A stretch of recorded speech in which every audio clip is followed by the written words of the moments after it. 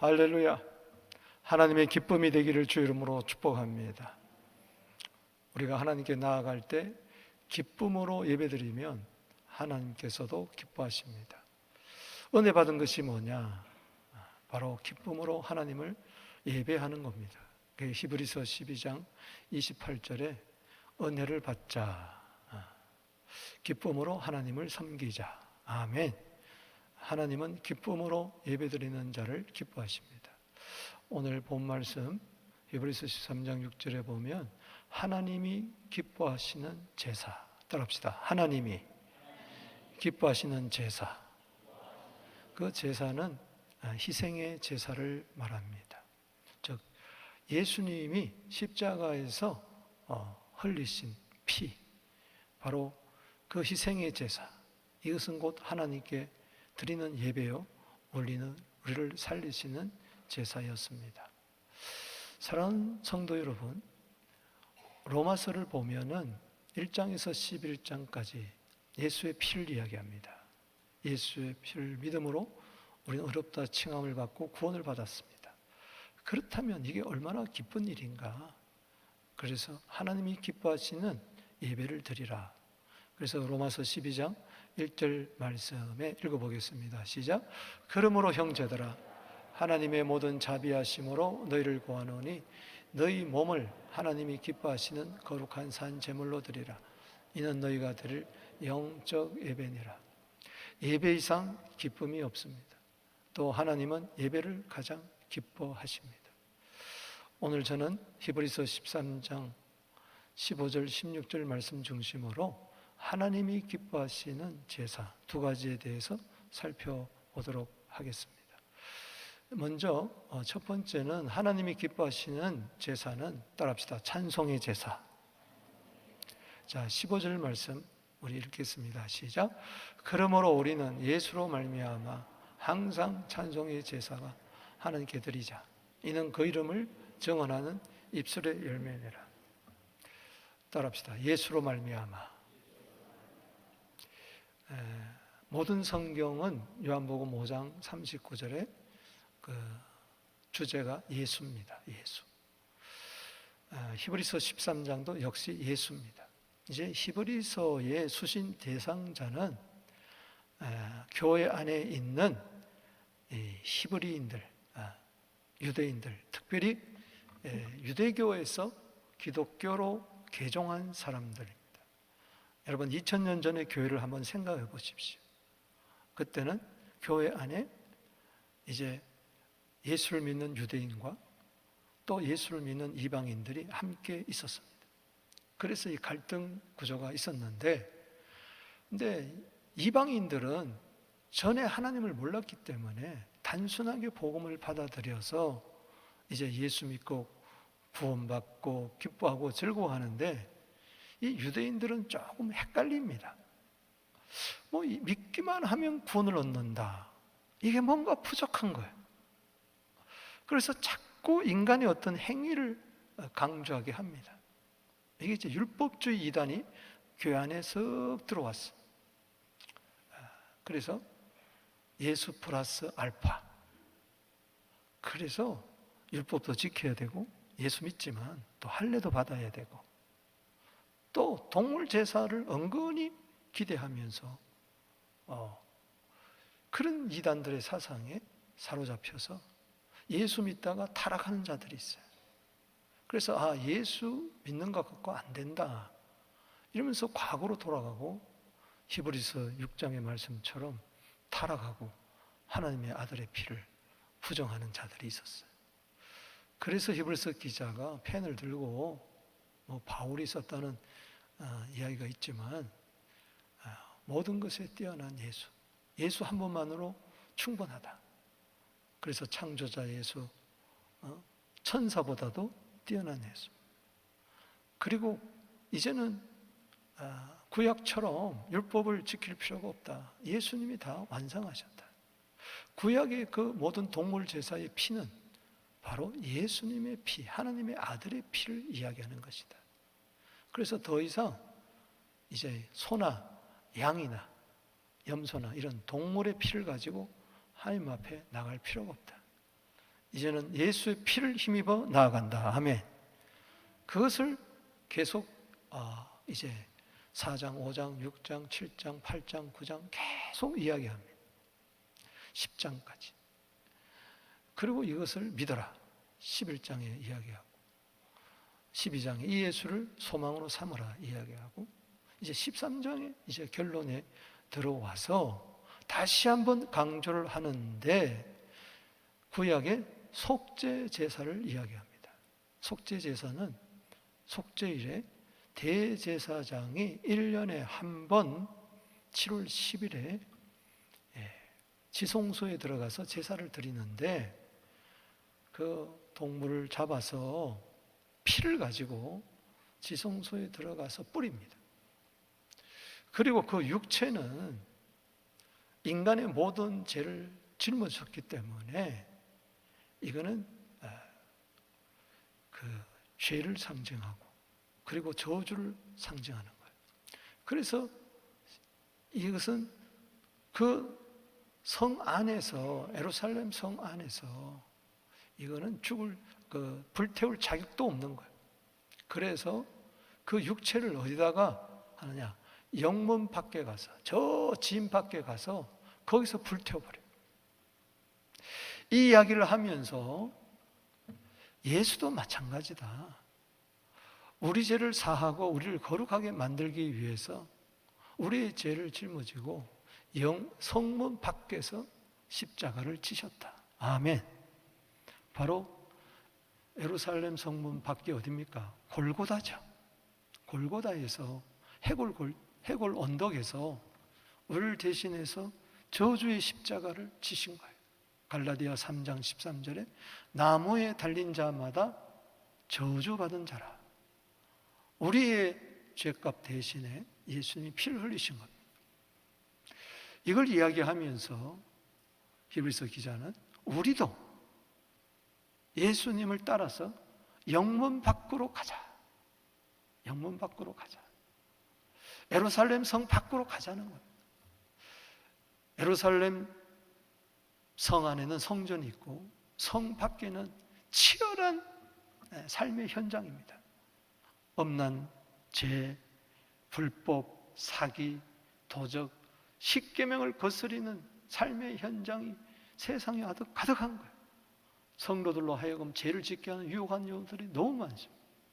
거기서 승리하려면은 우리는 영문 밖에서 십자가에 돌아가신 예수님을 삶의 현장에서도 믿어야 된다. 할렐루야. 그러면서 우리는 찬송의 제사를 영문 밖에서 드려야 된다. 그 이야기. 자, 좀 복잡한 것 같지만은 제 설명을 듣고 이제 히브리서 13장 11절 말씀에 보면 이는 죄를 위한 짐승의 피는 속죄 제사죠. 대제사장이 가지고 성소에 들어가고 지성소에 1년에 한 번 그 육체는 따라합시다. 영문 밖에서 불사름이라. 12절에 그러므로 예수도 자기 피로서 백성을 거룩하게 하려고 성문 밖에서 고난을 받으셨느니라. 그래서 예수님은 십자가를 지시고 골고다로 가서 거기서 돌아가셨습니다. 고난 받으셨어요. 영문 밖에서. 13절 읽어봅니다. 시작. 그런즉 우리도 그의 치욕을 짊어지고 영문 밖으로 그에게 나아가자. 영문 밖은 어디입니까? 바로 성 밖에. 적용한다면 세상에. 우리가 세상에서 누구를 바라봐야 됩니까? 십자가에 달려 나를 구원하신 예수님을 바라보게 되기를 바랍니다. 거기서 찬송의 제사를 드리는 거예요. 여러분, 또 하나의 해석은 영문 밖으로 가면은 결국은 예수님이 십자가에 피 흘리시고 부활하시고 승천하셔서 하늘로 올라가셨어요. 우리도 언젠가는 하늘에 올라갈 줄로 믿습니다. 그래서 여기 14절에 우리는 여기에는 영구한 도성이 없으므로 장차 올 것을 찾나니 새하늘과 새 땅 새로 살림을 바라보며 거기 천국에 가면 쉽게 하면 찬송을 부르는 거예요. 천국에 가면 뭐 할까요? 기도할까요? 설교 들을까요? 헌금할까요? 천국에 가면 뭐 합니까? 찬송만 하는 거예요. 이사야 43장 21절에 이 백성은 나를 위하여 지었나니 나의 찬송을 부르게 하려 함이니라. 아멘. 그것이 이제 이루어지는 현장이 영원한 도성이에요. 이 세상에는 영원한 도성이 없습니다. 전부 다 우리는 나그네의 삶이 잠시 왔다가 갑니다. 그러나 예수 믿는 사람은 예수님을 따라 우리도 영원한 하늘나라에 들어갈 줄로 믿습니다. 거기 가서 찬송할 줄로 믿습니다. 그런데 중요한 것은 영문 밖에 이 세상에서 우리가 살 때에 죄와 싸워야 되고 불법과 싸워야 되고 죄의 유혹과 싸워야 되고 사탄과의 영적 전쟁에서 승리해야 됩니다. 그러려면은 영문 밖에서 어떻게 살아야 되느냐?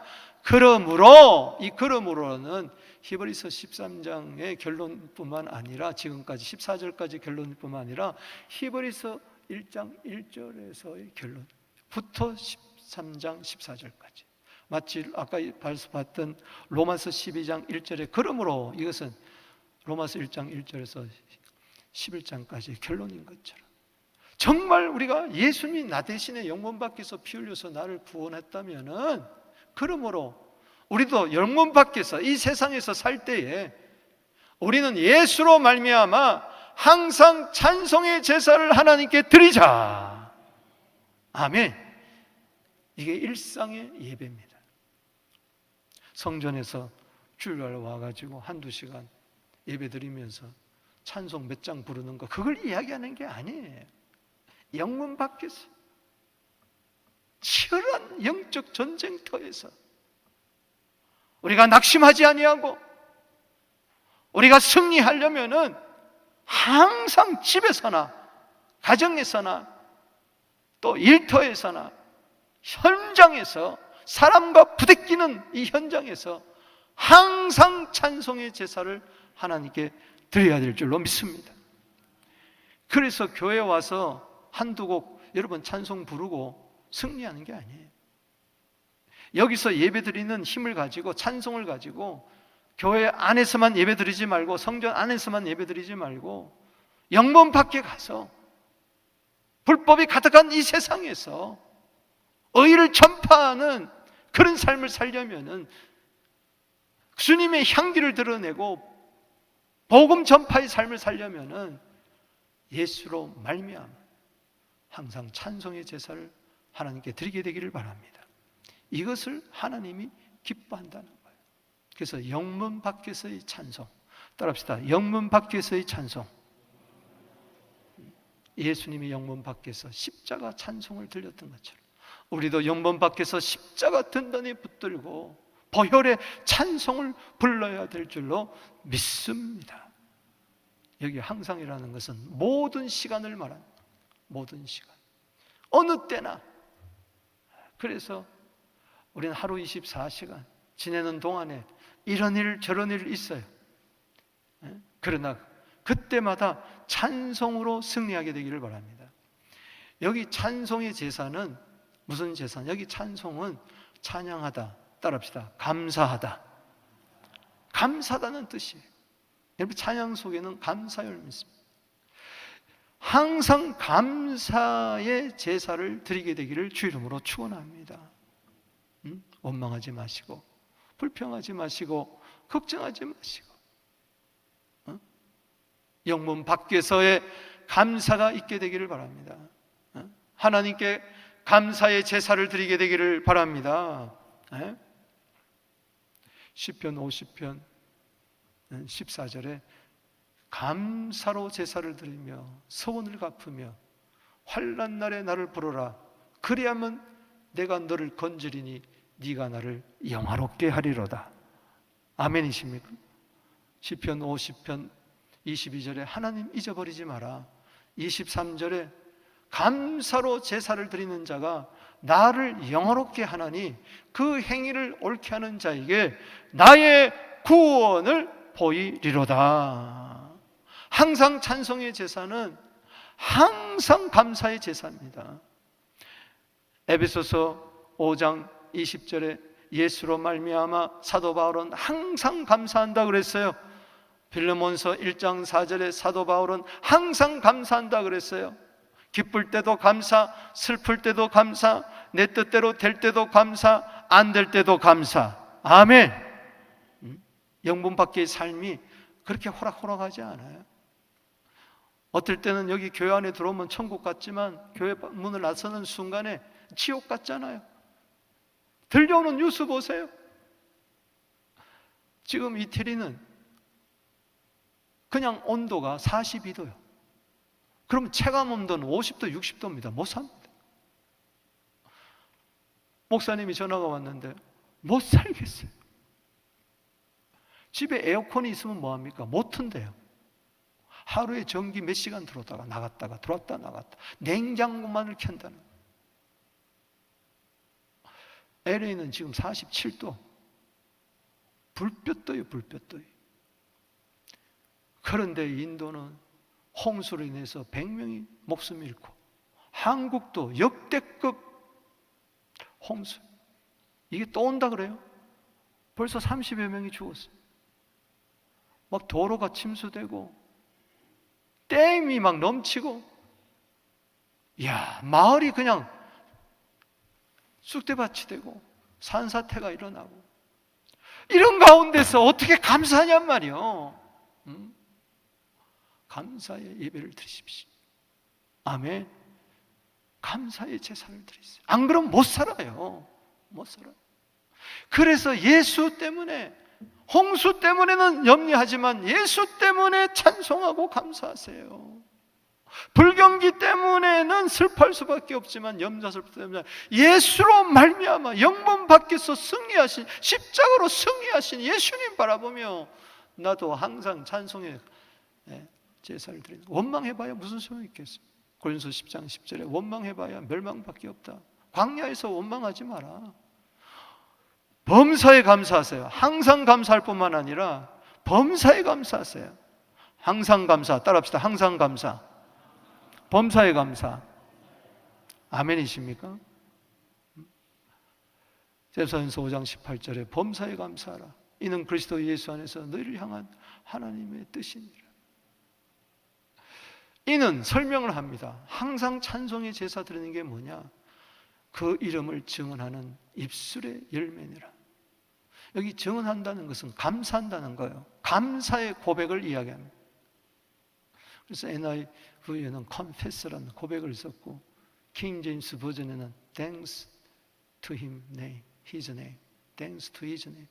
그의 이름에 감사해라. 예수의 이름에 감사해라. 할렐루야. 따라합시다. 감사하는 입술의 열매. 그러니까 하나님 앞에 찬송할 때 노래하잖아요. 감사로. 감사합니다. 따라해 볼까요? 예수님 감사합니다. 요 입술의 열매를 하나님이 기억하십니다. 그러면 감사할 일이 생길 줄로 믿습니다. 아멘. 한 주 동안에 감사가 많아지게 되기를 바랍니다. 감사거리가 많아지려면 내 입술에서 어떤 경우에서도 불평하는 소리가 나오지 않고, 죽는다는 소리 나오지 않고, 슬픈 소리가, 탄식 소리가 나오지 않고, 감사합니다, 감사합니다, 감사. 뿅아리처럼 물 한 모금 탁 마시고 콕 찢고 하늘을 향하여 감사합니다, 감사합니다, 감사합니다. 콕 찢고 감사합니다, 감사합니다, 감사합니다. 감사하십니까? 이게 입술의 열매예요. 여러분 잠언 18장 20절에 보면은 사람은 입술의 열매로 만족하게 된다. 그리고 21절에 사람이 죽고 사는 것이 어디에 달려있느냐? 혀에 달려있다. 혀의 힘에 달려있다. 혀를 쓰기 좋아하는 자는 혀의 열매를 먹는다. 그렇기 때문에 여러분이 죽고 사는 것이 어디에 달려있느냐? 요 혓바닥에 달려있어요. 여러분 보세요. 운전할 때 핸들을 보세요. 우로 돌리면 우측으로 갑니다. 좌로 돌리면 좌측으로 가요. 핸들을 돌리는 데 따라서 차가 움직이는 거예요. 마찬가지로 감사는 내 인생의 핸들과 같아요. 아멘. 감사합니다 하고 있습니까? 불평하면 불평한 쪽으로 가고, 감사하면 감사한 쪽으로 가는 거예요. 감사는 힘입니다. 능력입니다. 하나님이 혀의 열매를 먹게 하시는 거예요. 불평하면 불평의 열매를 먹게 하고 감사하면 감사의 열매를 먹게 하는 거예요. 여러분, 제가 8개 국어 하는 거 아시죠? 8개 국어. 할렐루야. 자, 우리 한국말로 감사합니다. 자, 1개 국어 하잖아요. 영어로 하면 뭐죠? Thank you. 독일말로 하면 Dankeschön. 매우 감사합니다. 그 다음에 스페인어로 Gracias. 라틴, 이태리 말로 Gracias. 비슷합니다. 그 다음에 프랑스 말로 멸치볶음. 메르시. 감사합니다. 보크. 매우 감사합니다. 헷갈리면 그냥 멸치볶음 그럼 알아들어. 비슷하게 하면. 네? 7말로 아리가또 고자이마스. 잘. 우리가 아랍 많이 가잖아요.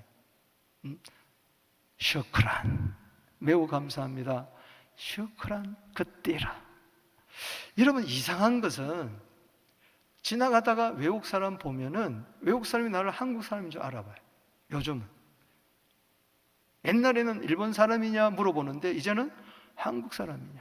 옛날에는 중국 사람이냐 이렇게 물어보는데 이제는 한국 사람이냐 이렇게 물어봐가지고 한국 사람이다 그러면은 감사하며 이렇게.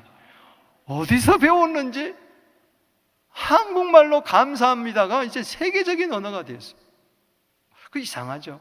어느 나라 가보세요. 여행하면은 우리가 제일 먼저 배우는 말이 뭔 줄 아세요? 감사합니다. 이걸 가만히 보면서 이게 하나님이 우리를 감사하도록 찬송하도록 만들었는데 마귀가 이 찬송을 빼앗아가고 감사를 빼앗아간 거예요. 그런데 예수님이 십자가에서 피 흘려서 우리 모든 원망하고 불평하고 염려하고 걱정하는 이 모든 죄의 끈을 싹을 싹 뿌리 뽑아버리시고 찬송하고 감사하게 하는 거예요. 아멘이십니까? 자, 우리 한번 인사합시다. 감사합니다. 아리가또 고자이마스. 멸치볶음. 슈크란 그띠르. 그라시아스. 아멘. 근데 이게 만국 공통어가 있어요. 감사합니다. 뭔 줄 아세요? 할렐루야. 할렐루야가 하나님을 찬송해라. 야훼 하나님을 감사해라. 아멘이십니까? 우리 한번 두 손 들고 할렐루야. 그래서 각 나라 각 족속 백성 방언이 하나님께 감사합니다 찬송한다는 것은 할렐루야. 박수로 할렐루야. 믿습니까?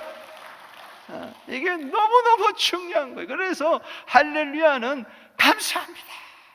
특별히 구약 성도에도 시편 150편 6절에 호흡 있는 자마다 여호와를 찬송할지어다. 할렐루야. 시편 1편에서 150편 보세요. 6절까지 1편 1편은 복 있는 사람은 이렇게 나오는데 오늘 일부 성가대가 시편 1편을 노래했어요. 오늘 2부 성가대는 또 시편 150편 6절 호흡 있는 자마다 찬송을 찬양하라. 너무 감사해요. 할렐루야. 150편 6절이 할렐루야. 복 있는 사람은 누구냐? 할렐루야다. 아멘. 복 있는 사람은 할렐루야. 감사 찬송하는 자다. 아멘이십니까? 감사 찬송하게 되기를 바랍니다. 예수 한 분이면 얼마든지 우리는 감사할 수 있습니다. 이런저런 이 영문 밖에서 일어나는 일 고민하지 마시고 그저 감사합니다. 감사합니다. 아멘이십니까? 항상 감사하세요. 다니엘 보세요. 영문 밖에서 감사했잖아요. 바벨론 포로 지역에서 감사했잖아요. 시대가 바뀌어도 감사했잖아요. 사자굴에 들어가는데 다니엘서 6장 10절에 그는 감사했잖아요. 할렐루야. 예수님 보세요. 어떻게 됐습니까? 무덤 앞에서, 나사로 무덤 앞에서, 영문 밖에서 감사했잖아요. 죽음 앞에서도 감사했잖아요. 요한복음 11장 41절에 내 기도를 들으시는 하나님 아버지 감사합니다. 그러면서 나사로야, 먼저 감사하고 나서 나사로야 나오느라 명령하니까 나사로가 사는 줄로 믿습니다. 요나 보세요. 영문 밖에서 감사하잖아요. 요나서 2장 9절에 고래 그 큰 물고기 속에 들어가서도 감사하는 목소리로 하나님께 찬송을 하잖아요. 그때 기적은 일어나잖아요. 아멘. 제가 오늘 칼럼에도 썼지만은 보세요. 찬송하면 놀라운 일이 일어납니다. 저도 고등학교 시험을 앞두고 어머님과 함께 예배드리는데 불같은 시험 많으나 겁내지 맙시다. 구주의 권능 크시니 이기고 남겠네. 참 옛날 어른들은 신앙이 순수해. 거기 시험 나온다고. 불같은 시험 많으나 겁내지 맙시다. 하나님, 이 아들이 이제 고등학교 시험 내일 치우는데 겁내지 않게 하여 주시고 불같은 시험을 통과하게 해 주십시오. 그래서 제가 합격했은 줄로 믿사옵나이다. 역대하 20장을 보세요.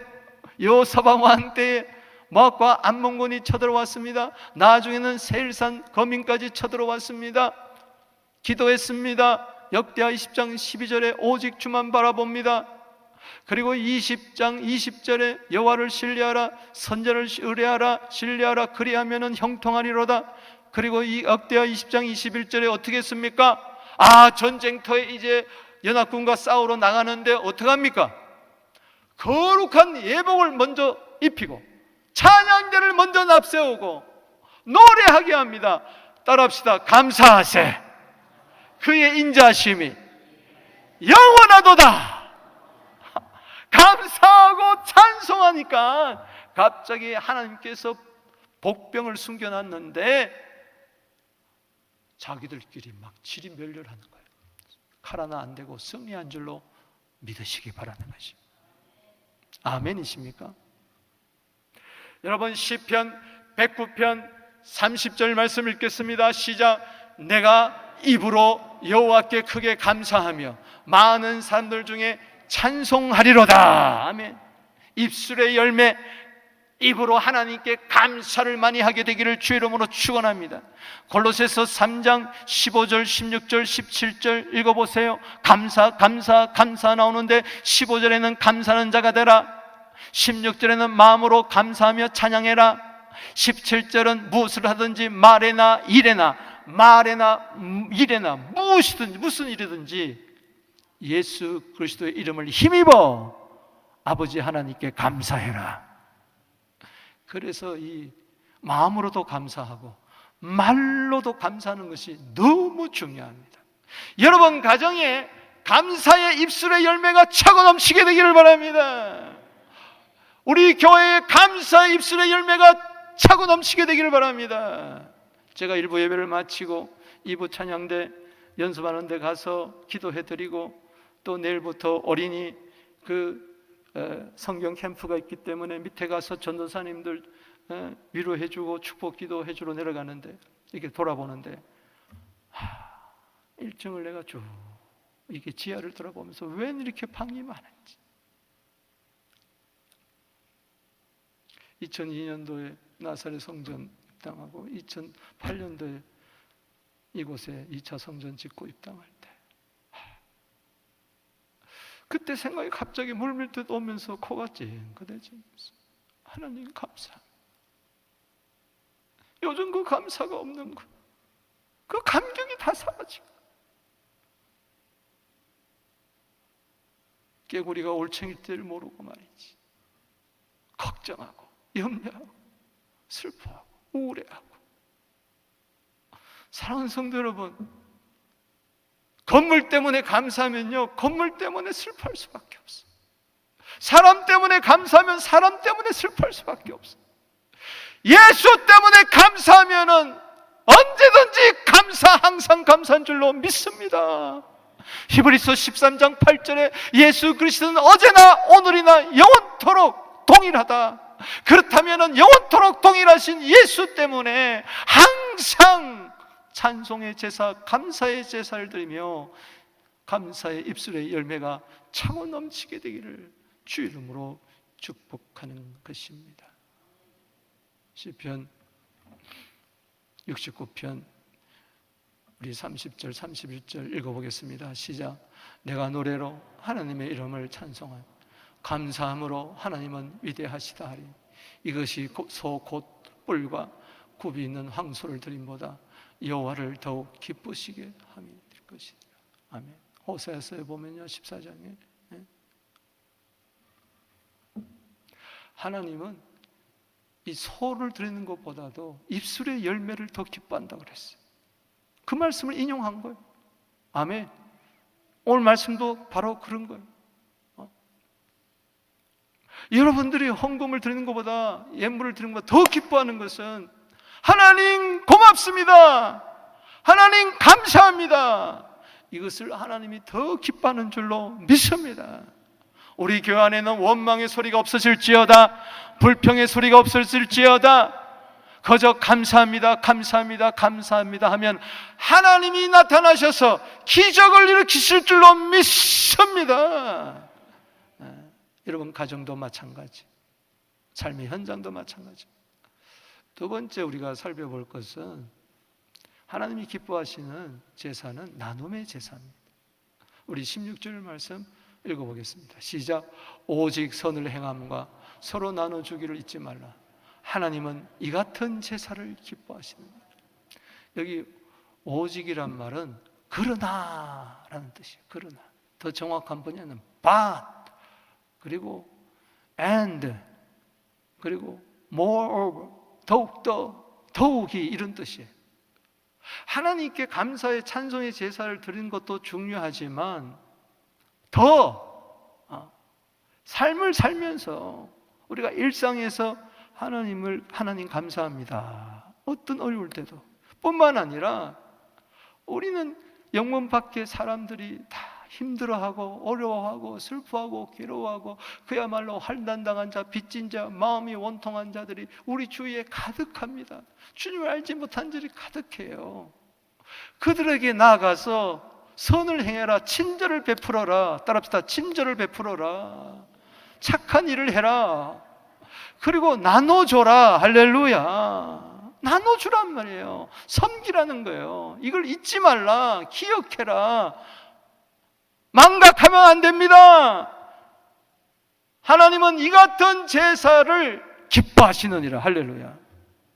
입술만의 제사가 아니라 삶을 통해서 사랑의 삶을 실천하게 될 때에, 섬김의 삶을 실천할 때에 그걸 하나님이 기뻐하시는 거예요. 호세아 6장 6절에 보면 하나님은 인애를 원하시지 제사를 원하시 않.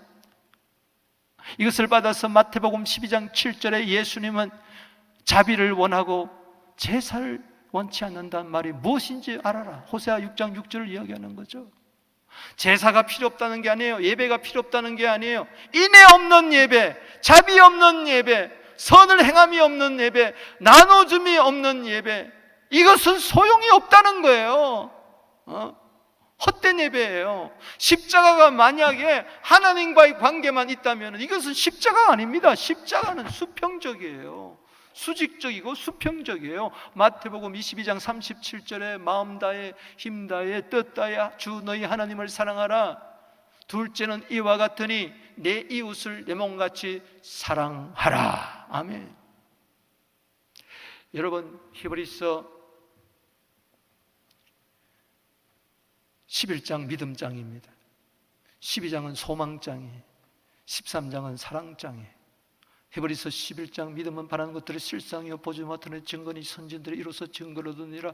믿음으로 모든 세계가 하나님의 말씀으로 지은 줄 우리가 아나니 보이는 것은 나타난 것으로 말미암아 된 것이 아니니라. 40절까지 나오죠.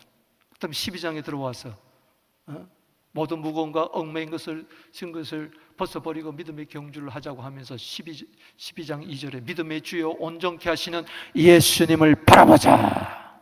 아멘이십니까? 소망장을 이야기하는 거예요. 그 다음에 13장은 사랑장을 이야기하는 거예요. 그래서 13장이 시작되면서 1절에 뭐라고 시작됩니까? 읽어보겠습니다. 시작. 형제 사랑하기를 계속하고 손님 대접하기를 잊지 말라. 이로써 부지 중에 천사들을 대접하는 일이 있느니라. 아멘. 갇힌 자들을 돌아보라. 아멘이십니까? 학대받는 자들을 돌아보라. 이렇게 시작되는 겁니다. 어떻게 저렇게 형제 사랑 일을 계속 하는가?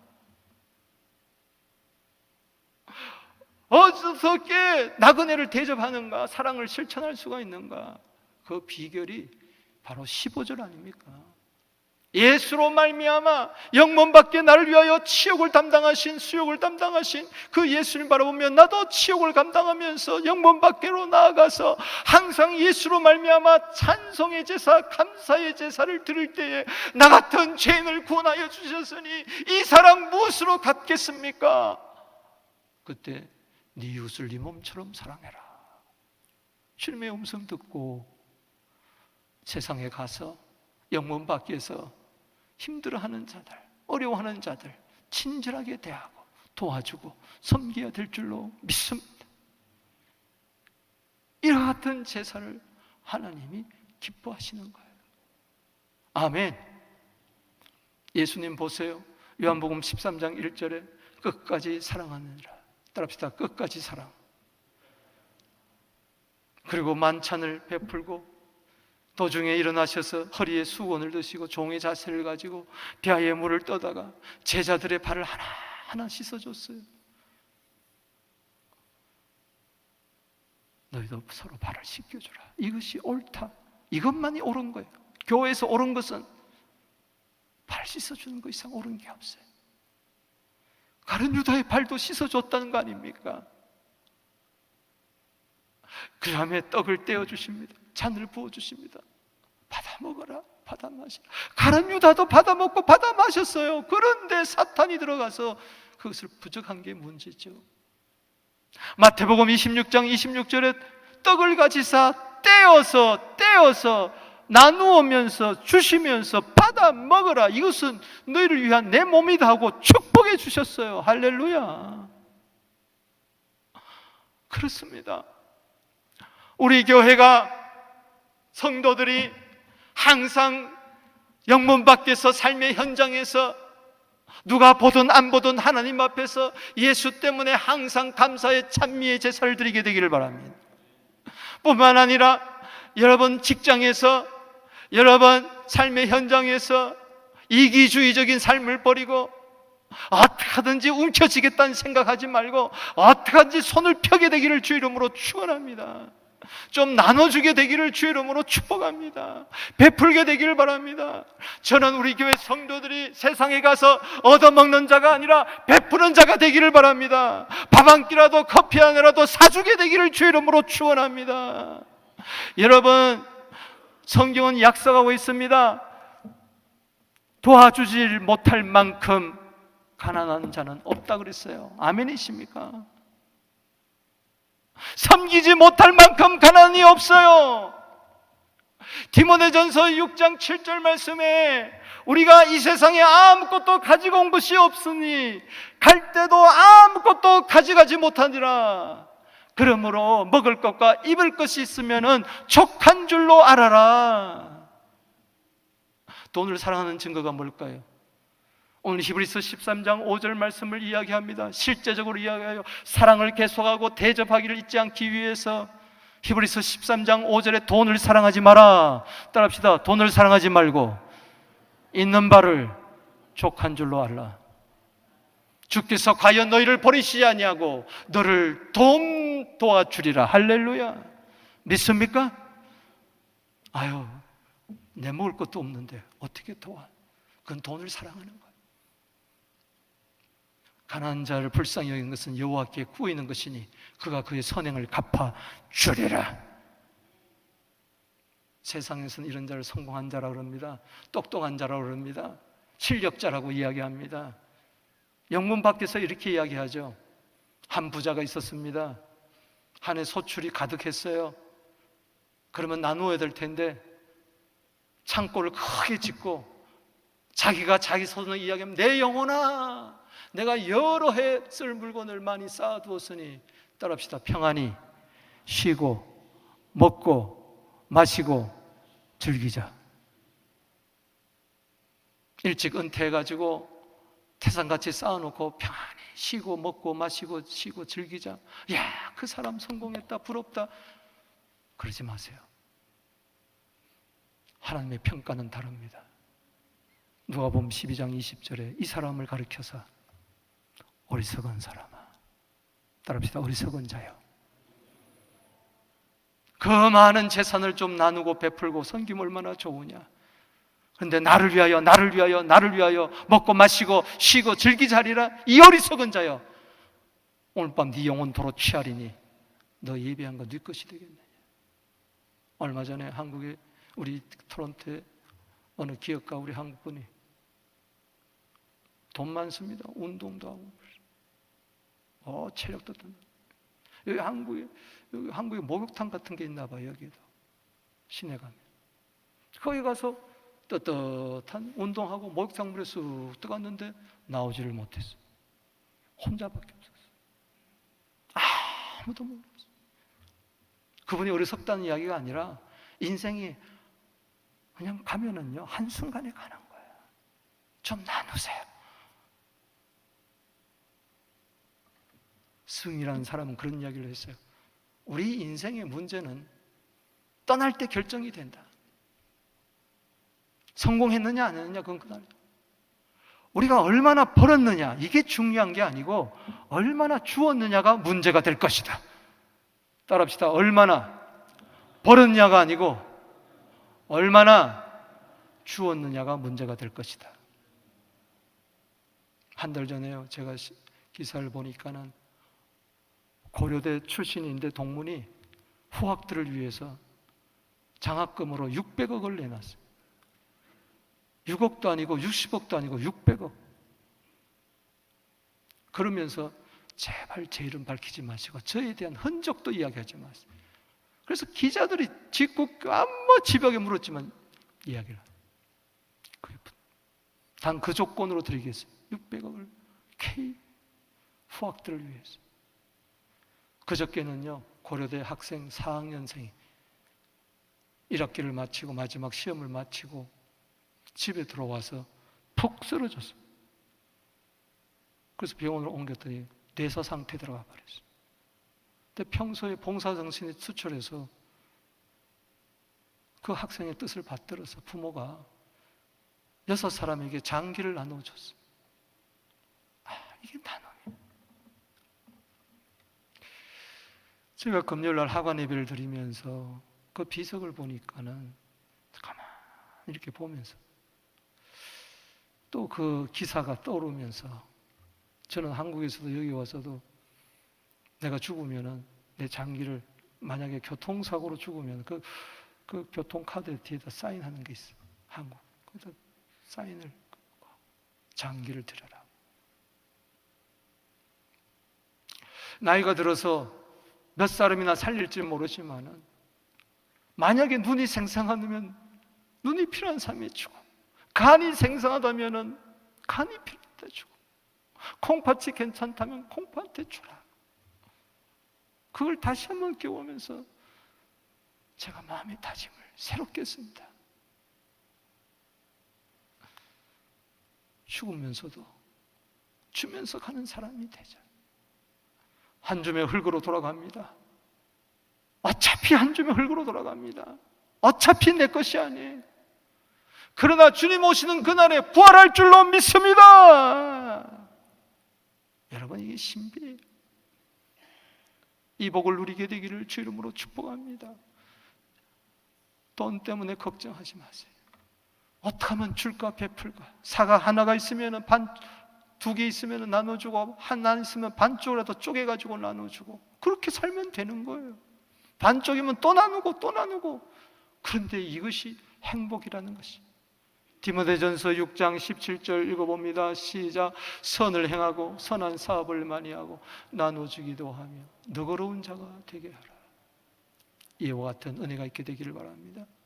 17절에 이 시대의 부한자들에게 명하여 이르기를 정함이 없는 재물에 소망을 두지 말고 모든 것에 후히 주시고 누리게 하시는 하나님께 두며 선을 행하고 선한 사업을 많이 하고 나눠주기를 좋아하며 너그러운 자가 되게 하라. 이것이 장래에 자기를 위하여 좋은 터를 쌓는 것이니라. 아멘이십니까?